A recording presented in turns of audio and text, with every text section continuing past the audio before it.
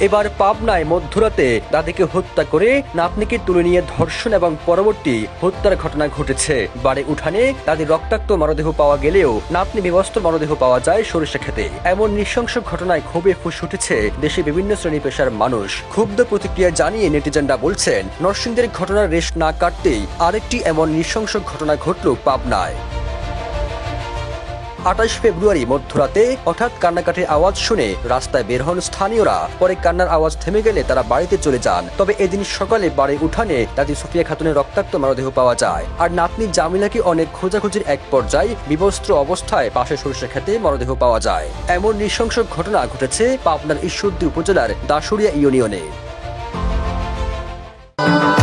ভবিষ্যৎ হোক নিরাপদ, বিনিয়োগ হোক বিশ্বস্ত, আর আমার পছন্দ সল্ট বে।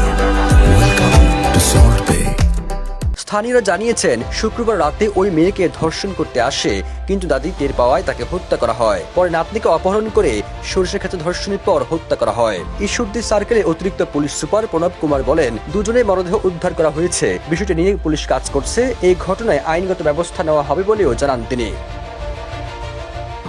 এর আগে 26 ফেব্রুয়ারি নরসিংদী সদর উপজেলায় সরিষা ক্ষেত থেকে 15 বছর বয়সী এক কিশোরীর লাশ উদ্ধার করা হয়। ধর্ষণী বিচার চাওয়ায় কিশোরীকে বাবার কাছ থেকে অপহরণের পর হত্যা করা হয় বলে অভিযোগ ওঠে। এই ঘটনায় যখন দেশ জুড়ে তোলপাড়, ঠিক সে সময় পাবনায় আরেকটি নৃশংস ঘটনা ঘটল।